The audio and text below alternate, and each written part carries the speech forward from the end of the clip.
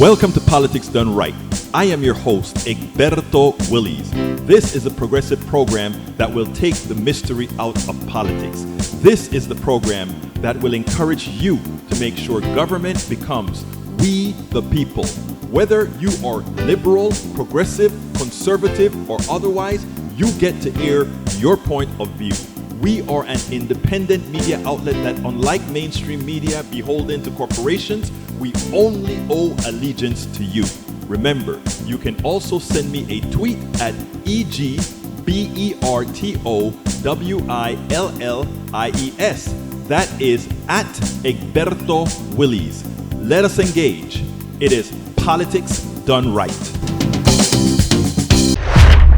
Well, folks, welcome to one more edition of Politics Done Right. I'm your host. Thank you so kindly for being a part of the show.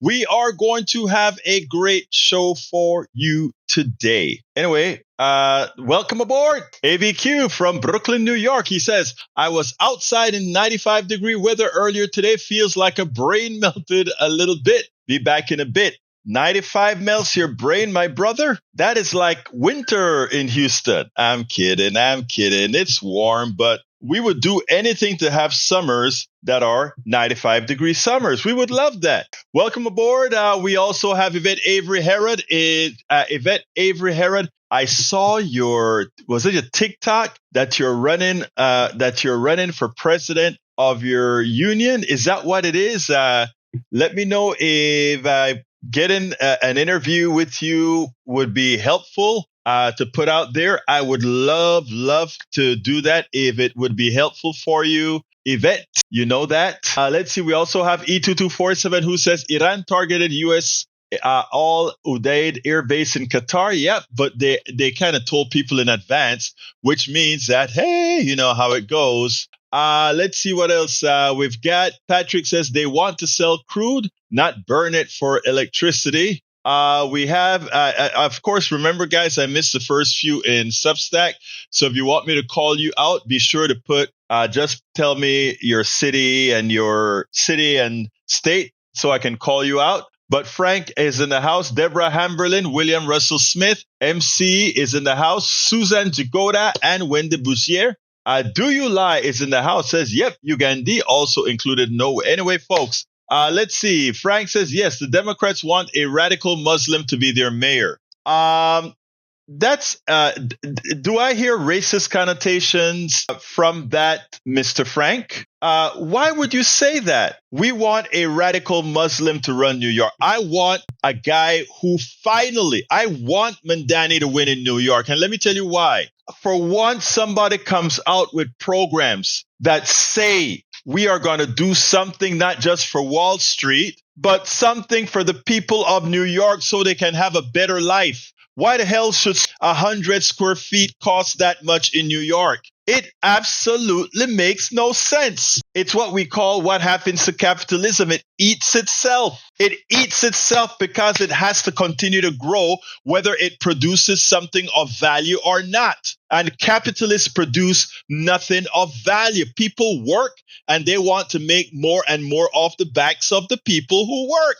I tell you what, Frank, the door is open for you to give me a call at 281-823-7747 and tell me what makes Mr. Mamdani, what policies of his don't you like? Not just rhetoric about him being a Muslim. What policies that he says he's going to give you that he likes? Do you prefer putting a Trump-like Democrat in office? A man who has abused women? A guy who lied to you through the pandemic?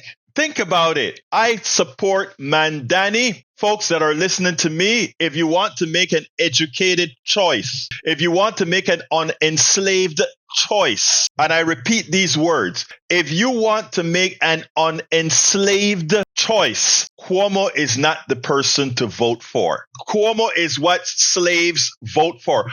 It doesn't matter what the master does. It's yes, massa, because you get to do what we can't. Remember that. This guy has gone against honor, ethics. Don't forget it. And Democrats electing a Cuomo is tantamount to MAGA electing Trump. Let's be clear, absolutely clear. A vote for Cuomo is an enslaved vote. All right, welcome aboard, Jacqueline Campisi, the teacher, la profesora de Katy, Texas. Thank you for being here, sis. We also have Gianna Duane says, I got to check that. I don't think I've heard from you before. Just drop your city, state. Let's see if you're real. Lee the Beer Cat is in. It's from Austin, Texas. Lisa Blair from Georgia, Atlanta, Georgia. Virginia Smith is in the house, and Ray Brackens is on the line. Ray Brackens, how you doing, brother? Hello, Brother Egberto. I heard you opining on the New York section. Yes, sir. And, I have some friends up there who are definitely pushing for Mamdani. Yes. Now, having said that, there's probably still a large, I don't know, we'll see what the results look like, but there's still probably a large population in New York that's much more electable. And I mean, I don't know what it would mean if Mamdani wins and Cuomo would take over. What I do want to speak on, though, is the fact that New York has a unique opportunity in that, they have what I feel very much needed in Texas. They have ranked choice voting. Amen. You get to vote for Cuomo if you feel like your first choice, but if you still like Mamdani, you can vote as your second choice. And the plurality of that vote is going to be the winner. So that's what I love about the system, and I feel like it really needs to take hold of other municipalities, much like Houston, others. I think because the way Texas thinks, we have an open primary. You don't have to be registered Democrat or Republican or anything. You could just say, hey, that day that I go to vote in the primary, I want to vote Democrat. Or, you know what, I'm feeling like I want to vote Republican, but it doesn't matter because everybody can vote. So my proposal is if we could find a way to implement ranked choice voting at the state level, I think you would turn over in the way some of these politicians have been holding on because people have too much, they don't know how to basically make a choice. And I think as a choice vote. You're breaking up a lot, Ray. Ray, you're breaking up a lot. But let me just say this, okay? I love ranked choice voting. I did a lot of interviews at Netroots with different ranked choice organizations, and it is something that it has lost some steam, but we have to push it. We have to push it correctly. There's one other thing that I want to say, though, and I don't think that the final election is ranked choice. In other words, what happens when the Democrats get their choice in the general election? Cuomo can still get into that election as some other party that he created, as well as others. So it's going to be dubious. But I think what I want to see out of New York is I don't know if you remember. I mean, somebody in the chat already brought their prejudices in the chat. Okay, when they talked about Mamdani, I want to force that into the fold because there's one thing that I always use as a template, and that is Obama. When Obama won his race, America was not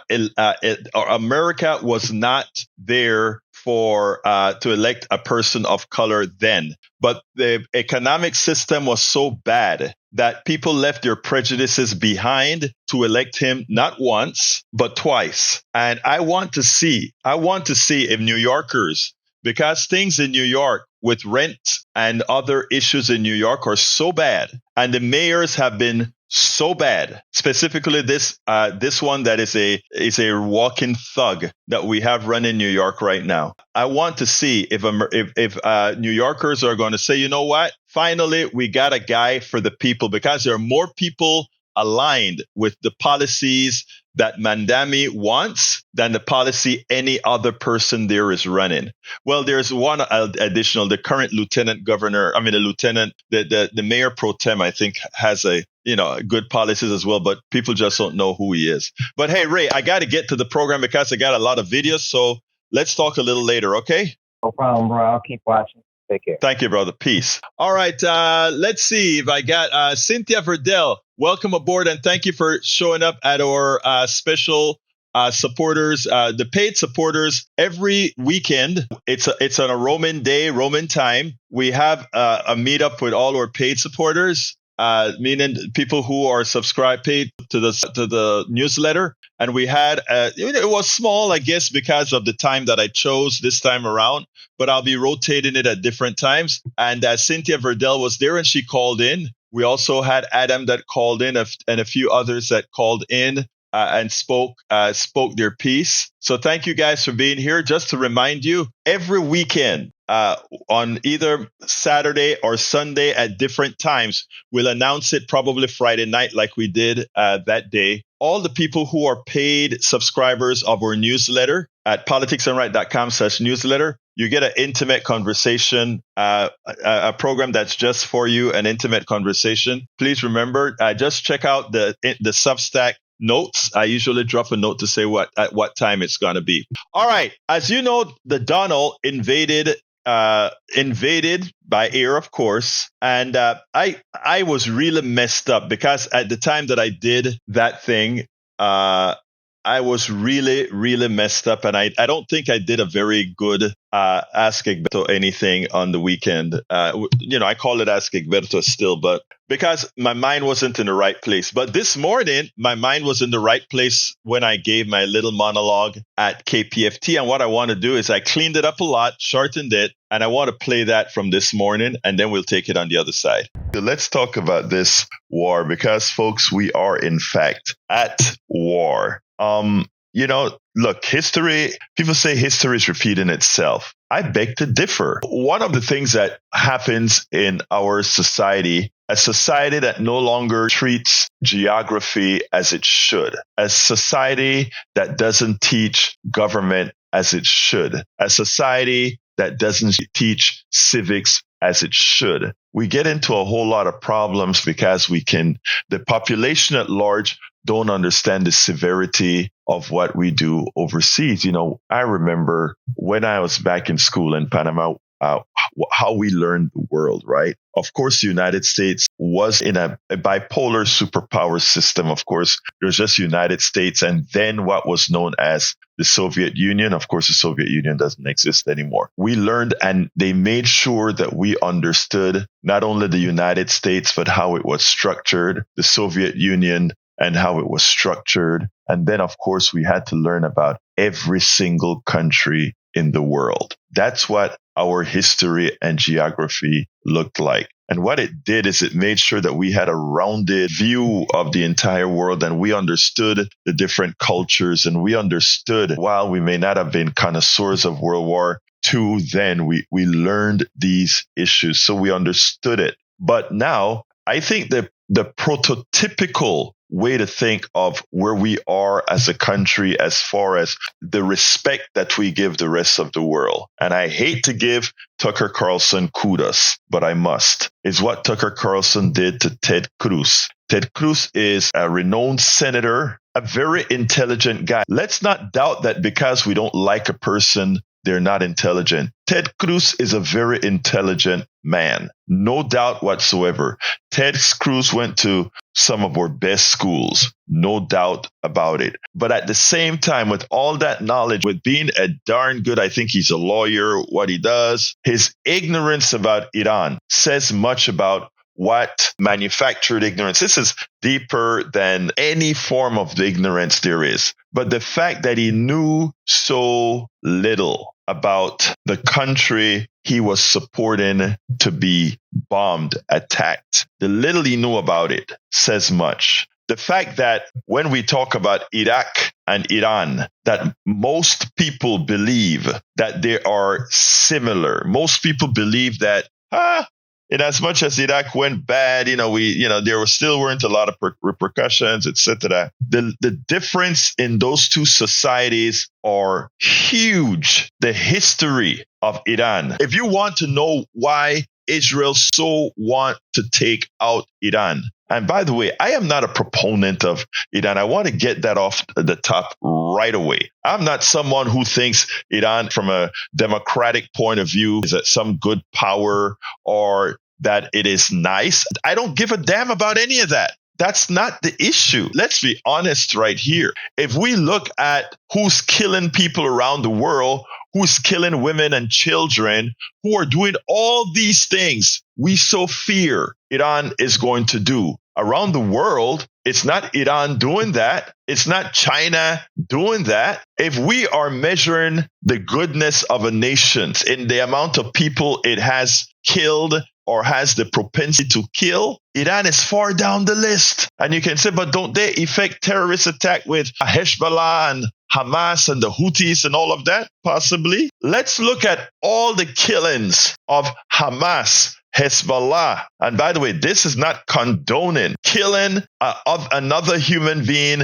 is evil, especially when it's about civilians and not about war.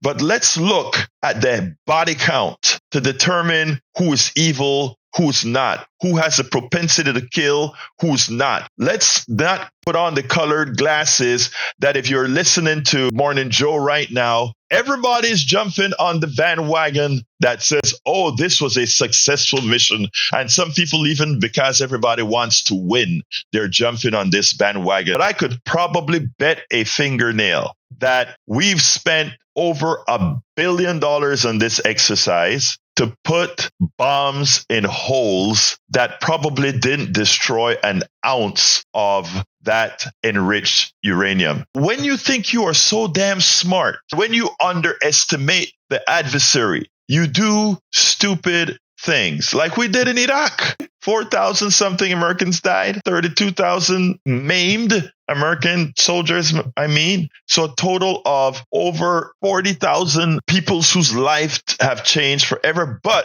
more importantly as well, 500,000 innocent Iraqis died. Again, body count, death, destruction, migrating this to Gaza. What country is maiming and causing the death, killing, and destruction of more people? Iran, Israel, the United States, Russia, China. We take a look at the body counts right now. We're looking at Russia, Israel, and the United States. Don't take my word for it. Go look up the body counts and include all terrorism occurring around the world. You have to look at things through your own eyes, not what people are telling you to think or believe. So that's the first concept, body count. Look at body count. Just by ourselves, in 1989, to get one person, we killed 10,000 Panamanians, place where I'm from. Counts for others many times don't matter, but the blowback from said body count put all American lives in danger. For those who want to sing glory, glory, hallelujah, because bombs hit many areas in the mountainous desert in Iran, and no American airplane, thankfully, got shot down.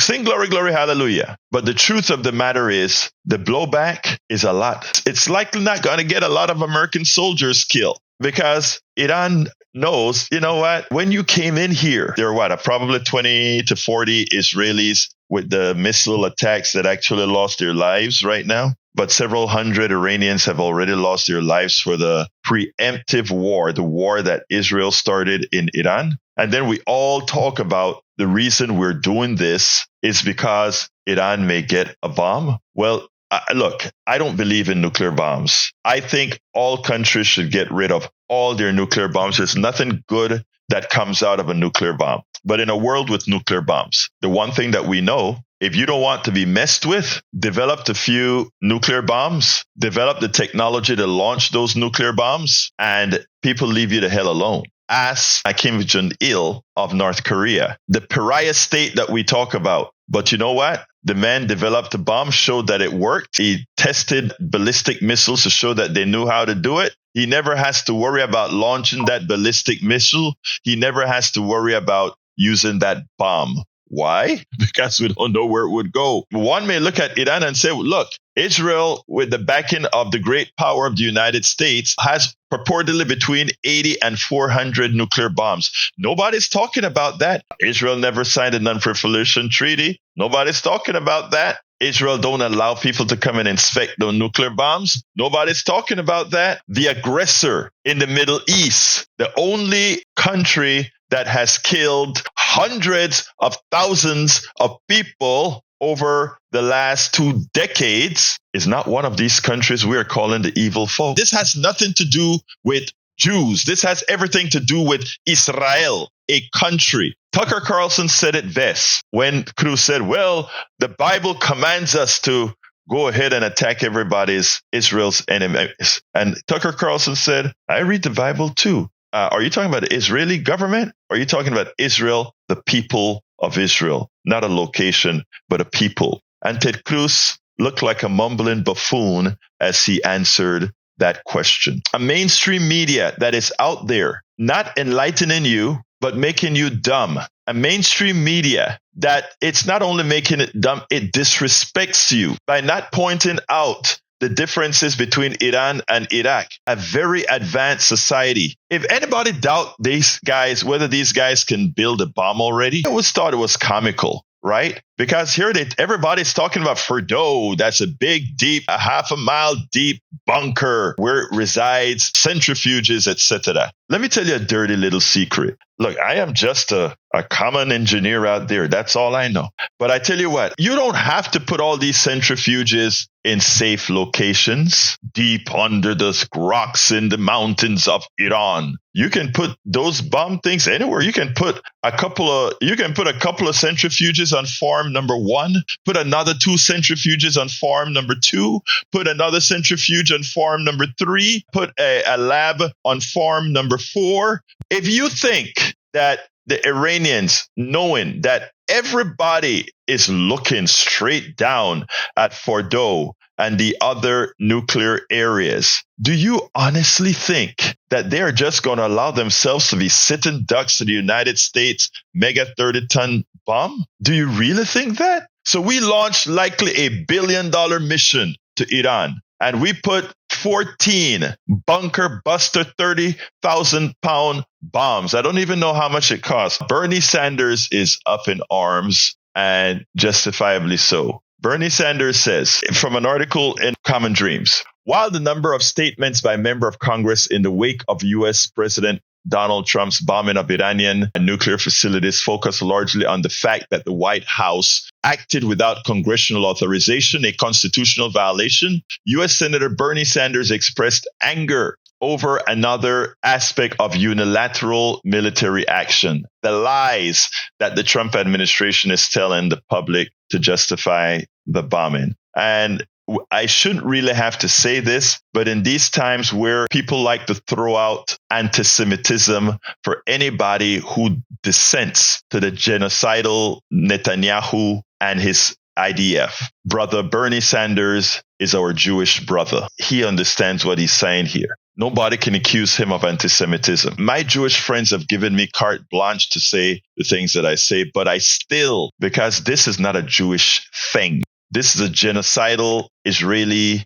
government that's doing these things with the support of a president of the United States. The White House act of war against Iran, said the Vermont independent senator, was just the latest in a long line of military boondoggles that followed lies powerful politicians told about the threats posed by foreign countries before taking action that ultimately killed millions of people while doing nothing to protect the United States security. In the 1960s, the United States government lied to the American people and took us into a terrible war in Vietnam. Sanders said that result of that war was that 58,000 young Americans died and many more came back wounded, both in mind and in spirit. Millions of Vietnamese were also killed. Decades later, America were told by then President George W. Bush that the U.S. must act quickly to stop Iraq from building weapons of mass destruction,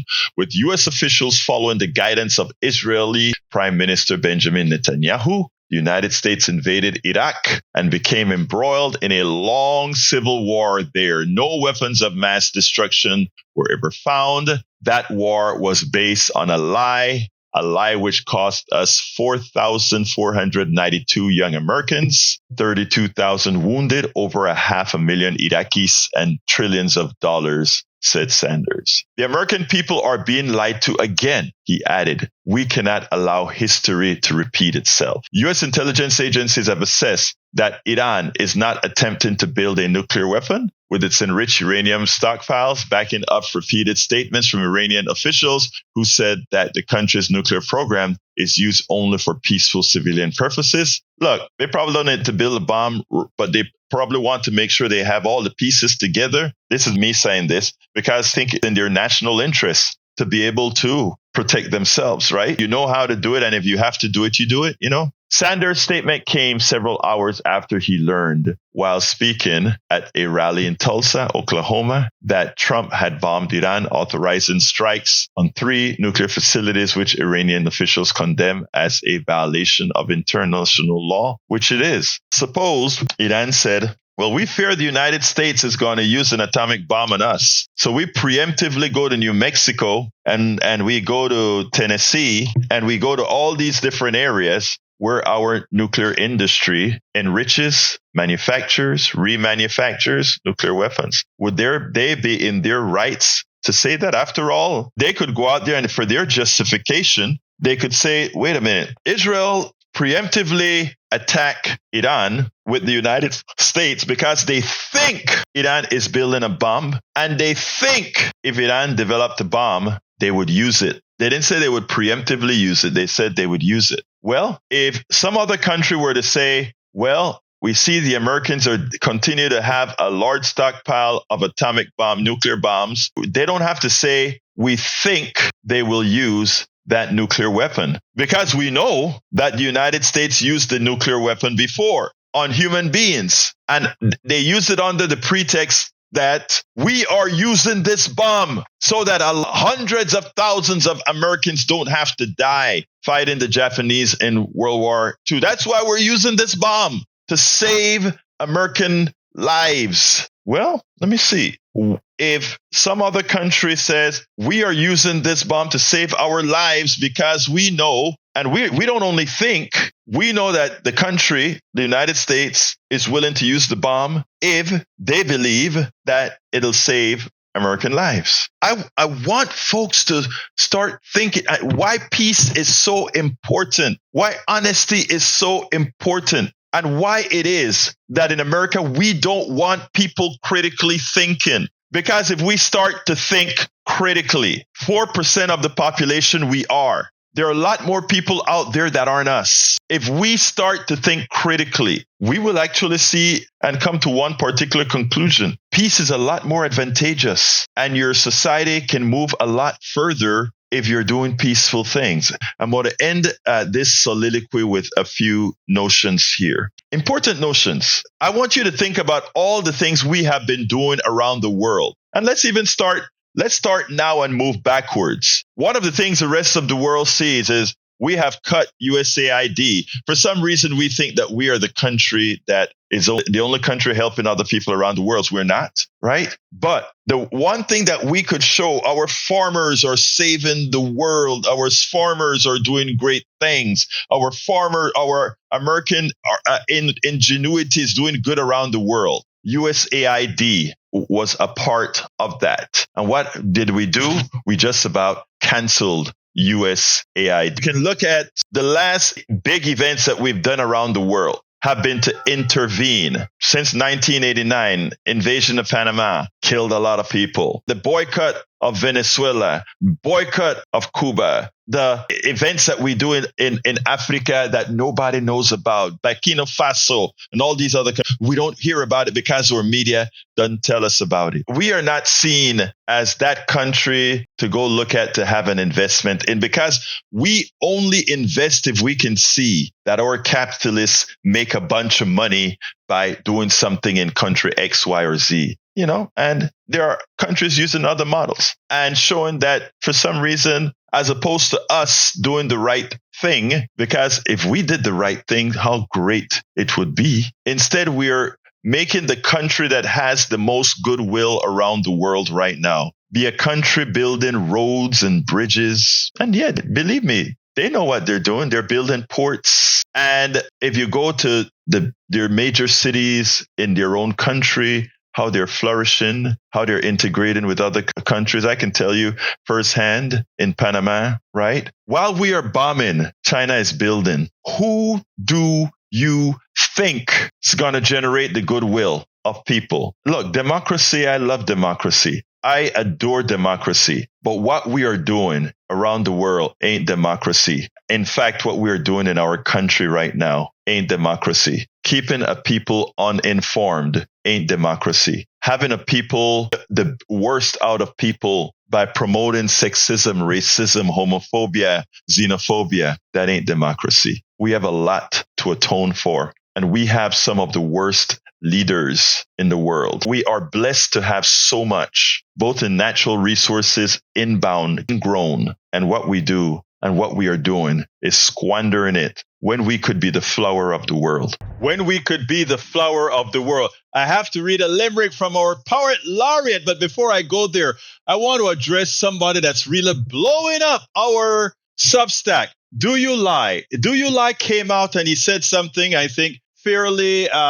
bad about who Mamdani is, and he wants to say Mamdani is a socialist. Now, our brother Do You Lie is the same guy who said when we spoke about Medicare Advantage being a fraud on people, as he is willing to sell Medicaid Advantage to our elderly, to our 65 and over people. He's willing to sell that to other people. But I want to show how critical thinking is lacking in this respect. Our brother, Do You Lie, sells that fraudulent product, right? That fraudulent product called Medicare Advantage that rips people off. He sells it and it generates a great commission. But here is the funny part. He doesn't want Mamdani because he claimed Mamdani is a socialist. He's not. He's a democratic socialist like what we talk about in the Scandinavian countries, etc. But here's the funny part. His income, if you're selling Medicaid Advantage, which is private insurance, it is dependent on a socialist model because every penny that goes into Medicaid Advantage came from Medicare that was collected by the government. It's ironic. If we stopped healthcare socialism in the United States, his business is dead because he then can't sell Medicare Advantage. That is what happens when you don't. That is what happens when you don't critically think. You don't understand that you're screwing yourself. And that is what MAGA does to themselves. That is what all these people that support criminals and abusers like Trump, that is what they don't understand. But luckily, we have critical thinkers that are always ready to combat that. But now, let's go with our poet laureate, El Señor Thomas Zornick. We love us some Zornick. Ready to go. And by the way, Yvette, drop me a direct line so we can set up an interview for you to do about your going for the president of your institution. All right, here we go. He says better late than never. This is actually not late at all, my brother. On the 14th of June, Trump had his birthday parade. With squeaky tanks and tired troops, it was a big charade. Paid for, I fear, by funds from Medicare and Medicaid. But while El Presidente celebrated turning 79, across the country, 5 million Americans each held up a sign saying no to dictators, no to kings, and no to all the terrible things tyranny brings. But bigger, peaceful protests we still need to counter corruption, grifting, and greed. Attacks on foreign aid and foreign trade. Attacks on immigrants by ICE goons in masquerade.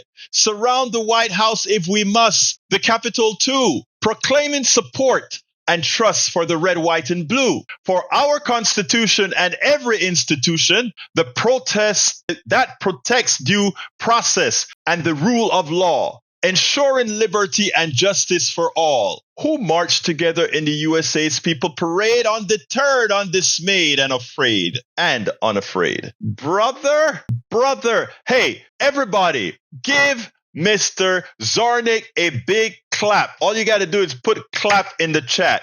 Everybody say clap in the chat. That one was one for the ages. Thank you, Tom Zarnik, for that. All right, Michael Rudnin has demanded that I read this. Egberto, please read out. I see the conservatives in the chat dropping numbers. All right. In 2017, Trump dropped 39,577 bombs in Iraq and Syria. Another 4,361 bombs in Afghanistan, another 15,969 bombs in Yemen, plus 301 more bombs in other nations. That's 60,208 bombs dropped in 2017 under Trump. What do you have to say about that? Egberto follow-up screen. Where's the follow-up screen? There we go. Let me go ahead and put that up.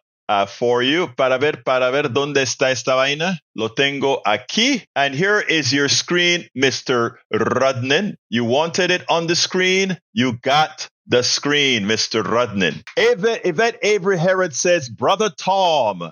Brother Tom. You know what that means when she gives you that all clap. Brother Tom. Also, we've got, let me move that so it doesn't completely cover me. There we go. All right. What else have we got in the chat? Mark KJ says clap. Independent voter clap. All you guys are really good in there. And I don't get a chance to call out all of you, but, tell me your city, state, get called out. All right, what else have we got here before I jump to the other video? Patrick, our brother Magnus says, the United States and Israel use depleted uranium. We also use white phosphorus. That is terrorism. Porciento correcto. Tom Zarnik also says, Google AI. In George Orwell's dystopian novel 1984, war serves as a crucial tool for the ruling parties to maintain absolute control over the citizens of Oceania. The perpetual war against other superstates, Asia or East Asia, is not primarily for territorial gain, but for control and manipulation of the population. In essence, the war is peace slogan in 1984 encapsulate the party's strategy of using perpetual war as a means of controlling its citizens, promoting unity through hatred, and ultimately maintaining its authoritarian grip on power. That is the design that Donald Trump and his administration has on all of us. I mean, the thing about what is so amazing is I've never read 1984 in full. I've just heard excerpts of 1984. What that shows, though, is how prescient that book is right now. And I don't have the time to sit down and read that type of book anymore. But anytime anybody wants to come and give us a call and give a quick narrative of what it has to say, more than happy to have you on. And don't forget, Yvette, drop me a direct message or something, or drop me an email or something when we can set up a Zoom to do your interview and put it out there to promote your candidacy. Because I tell you what, if you're the member of the PDR posse, we do whatever it takes to push our people however we can, if it is of advantage to do so. If it's not, we keep back. If it is of advantage, we do. All right, I got one other video. This one, I did an interview with a Detroit station, or I was on a panel with a Detroit station, IPTV Detroit, and I found this disconcerting. Let me go ahead and play it now. It's about 12 minutes, and then we'll take it on the other side.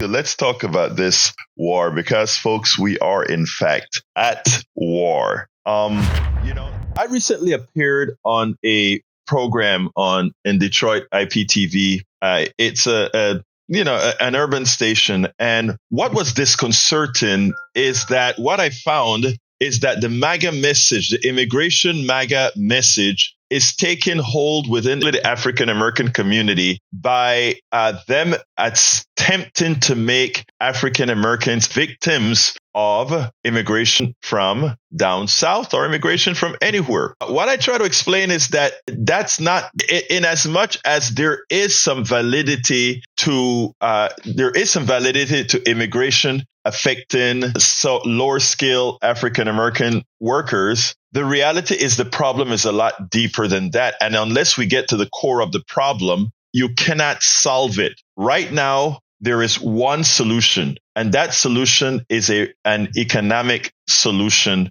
that has to be made both on the federal level and on specifically how immigration is handled in this country. I tried to address some of that it is something that bears watching, and it is something that needs to be attacked, not on the level that pits people against each other, groups against each other, but get at the core of who is creating the real problem. Check out this clip, and I also have a link to the entire discussion, but check out this clip, then we'll take it on the other side. The question is, should Black Americans in particular, should Americans in general be concerned with illegal immigration or the borders being overran, where you have millions of people in the last 4 years that have come across the border unvetted, most of them from Mexico, South America, the Honduras, and so forth and so on. These are illegal. These are people who are undocumented, or they come over with a student visa or work permit or some other form of documentation where they can stay for a while, and then they overstay, which is another violation. So yes, we should be concerned. There are numerous studies that show that mass, especially mass undocumented illegal immigration to this nation negatively impacts Black Americans more than anyone else as far as employment opportunities. Now, I'm telling you something. I lived in California, Los Angeles for 13 years. Many areas of Los Angeles. When I went to stay in Los Angeles in 1980, you had approximately 300,000 more Black Americans there than you do now. You have 300,000 less Black Americans there. In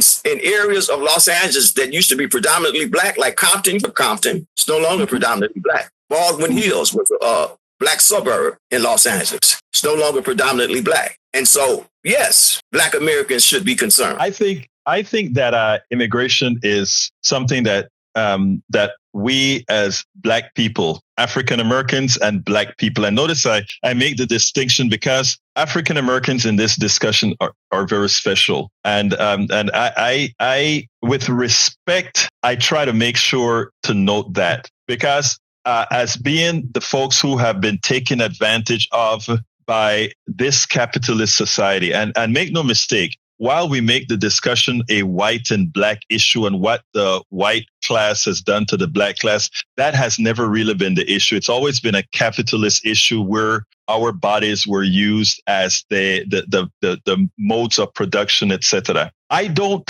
Let me qualify a few things that my brother said, Malik. And a lot of what Malik says actually comes from a narrative we hear in the United States a whole lot that's been inculcated from the capitalist class as well when they want to use us. Things like terrorists could be coming over, things like diseases that could be coming over. Let me just say from a factual standpoint, because countries like Costa Rica, Venezuela, Panama, your vaccination rates, etc., are much higher than here in the United States because we don't suffer the problems of that crazy class that believes in anti-vax and all of that. So whereas we are concerned that diseases will come over, most of the diseases in this hemisphere comes from America into these southern countries. With regards to terrorism, etc., we are generally the terrorists around the country. We are the ones that make the arms. These other countries don't make them. The machine guns and all these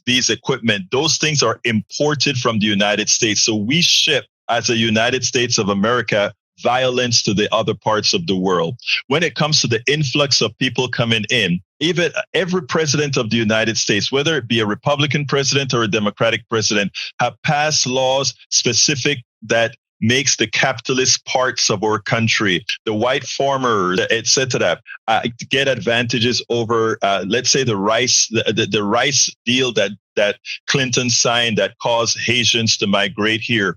The fruit companies in Latin America that refuse to allow the folks to that whenever they attempt to have their lands, America finds a way to either create a revolution or create an invasion or something of that sort. So these people are coming over here not to take the Black guy's job or anything like that, but out of necessity because of our foreign policy south of the border. So while it's easy to say, let's maintain the policies that America created for immigration, and if you're not coming over here legally, well, you're not doing it the right way.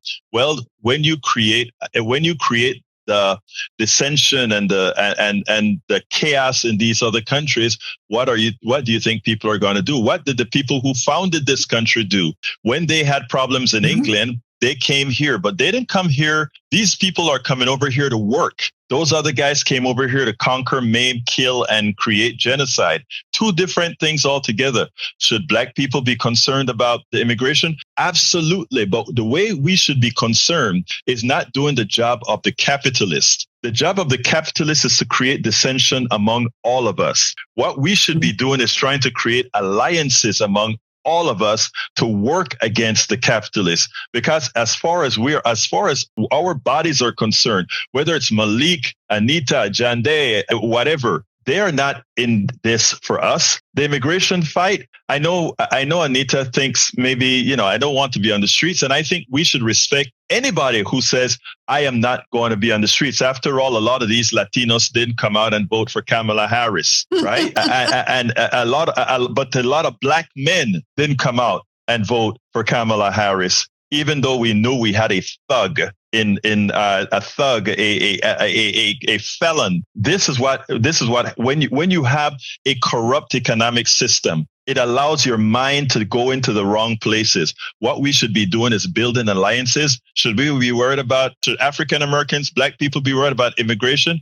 You damn bet we should. But for those who decide they want to hold this one out, I respect you as well. Another Black person and putting them in a box based upon what we think they might be, because our opinion may differ from theirs. I could say that Egberto is a Marxist, a follower of Mao Zedong or Joseph Stalin, based upon what he's saying. But I'm not going to go. What I do is I base my comments strictly upon what I've researched. If we're going to have a sovereign nation, no sovereign nation on the face of the earth allows millions of people to come over and invade their nation and go through the borders.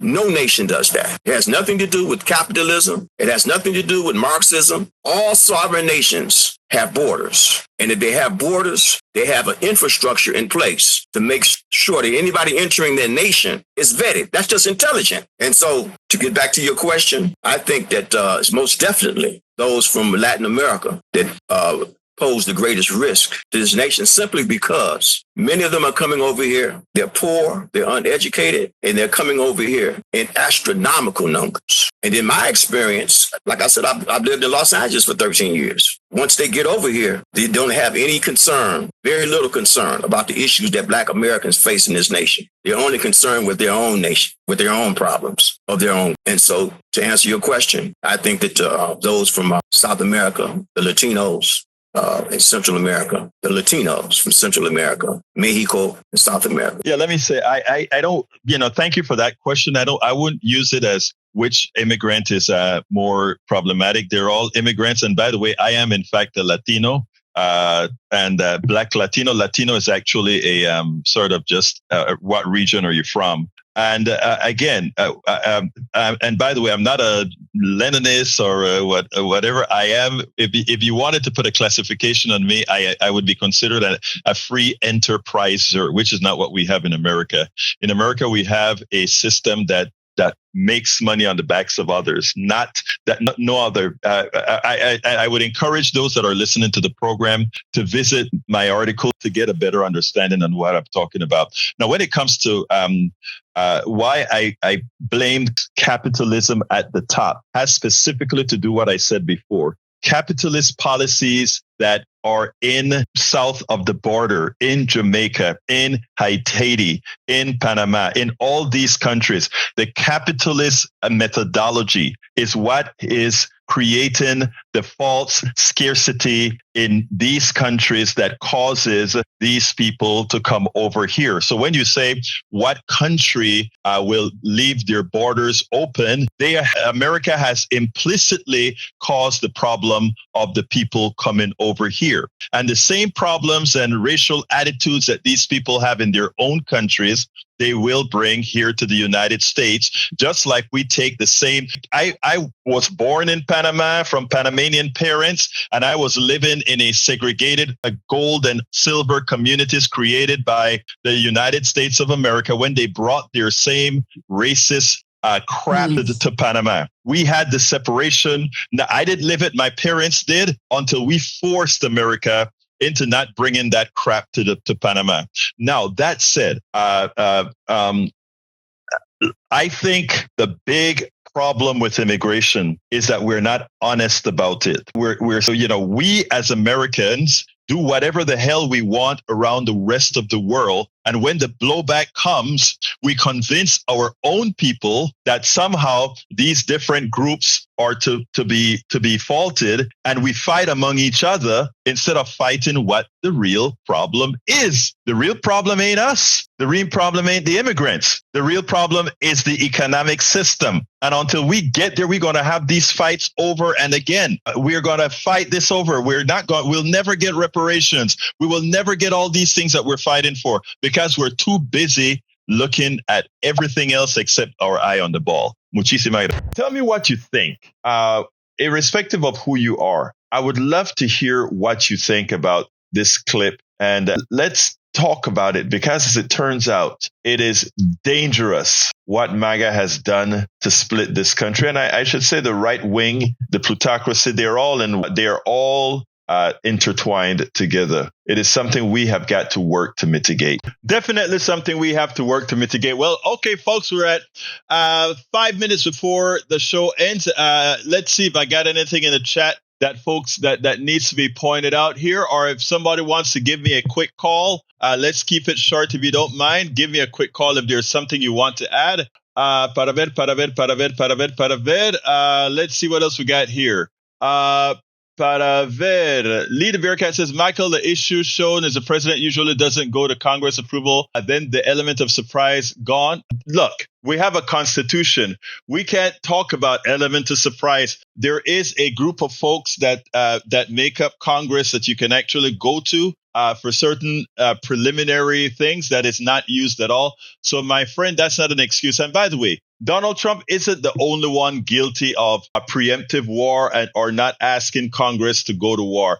All the presidents, whether Democratic or Republican, it is so easy to go into power. Hey, Ray, how you doing, sir? Yeah, I just wanted to close us out real quick. I was listening to that video that you had played with you and the brother, and it's sad when I hear a brother, say what he said, because I do, validate his experience probably living in LA. It's a high Hispanic population. I'm sure a lot of his sentiments would mirror some people I've talked to here in Houston because of our high Hispanic population. Having said that, I wish there would have been a moment that I would have heard from him that said, you know what, I hear what you're saying, bro. We have destabilized all of these countries. And at the end of the day, if we have so much power to destabilize a country where a person comes from, if I was a person, I'd say, you know what, they beat us. Why not join them? So they're only doing what comes natural to a person when your country has been decimated by a bigger power.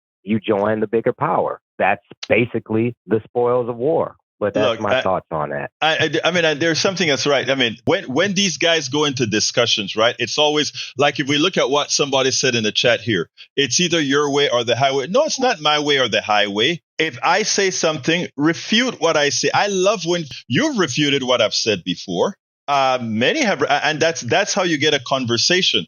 But you keyed in on the most important thing. MAGA folks like to spew, but they like to spew, but they never want a pushback, nor do they ever want to have to critically think. And that is what that brother did. He didn't want to critically think. He had a way of thinking, and I know exactly the kind of group that he's a part of, right? There are these group of men out there that they just think that,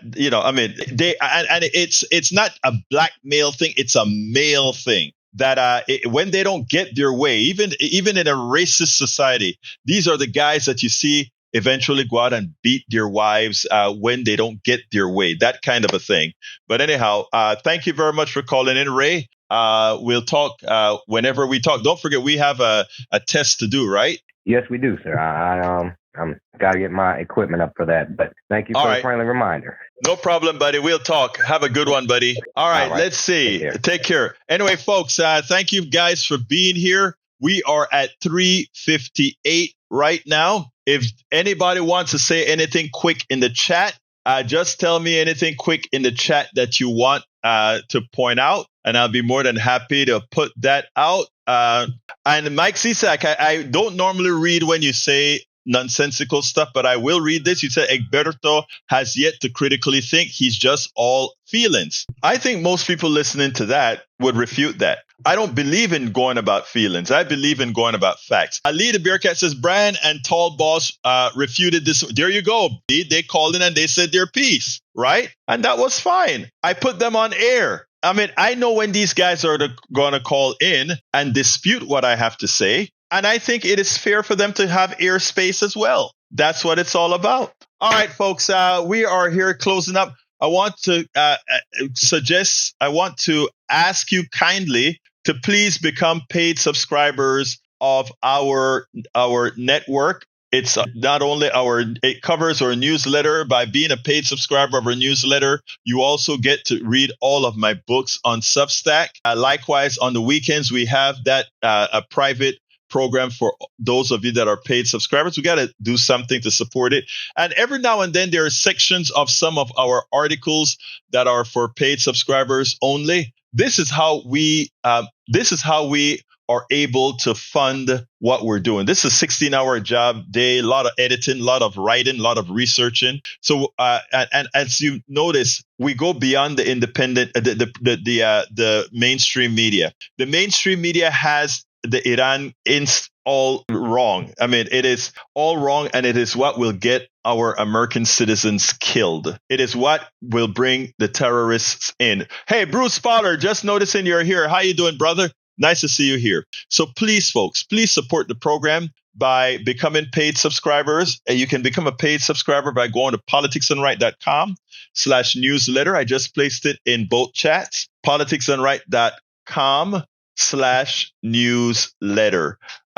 Once you become a paid subscriber, we open the door for you to read all those our books online. We also you get a whole lot of a lot of perks that we try to do to keep you into the fold. So please really consider becoming paid subscribers. I've got to get out of here. It's 4:01. So I want to thank all of you for being here, listening to the program. Please remember to share the program. The podcast will be out sometime tonight. Please share those as well. Love you all. You can reach me directly at info@politicsandright.com, info@politicsandright.com, and I do respond.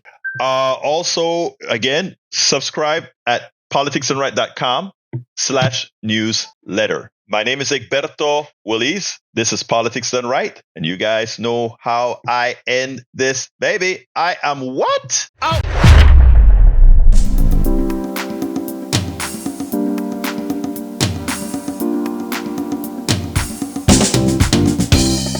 Welcome to Politics Done Right. I am your host, Egberto Willies. This is a progressive program that will take the mystery out of politics. This is the program that will encourage you to make sure government becomes we the people. Whether you are liberal, progressive, conservative, or otherwise, you get to air your point of view. We are an independent media outlet that, unlike mainstream media beholden to corporations, we only owe allegiance to you. Remember, you can also send me a tweet at EGBERTOWILLIES. That is at Egberto Willies. Let us engage. It is Politics Done Right.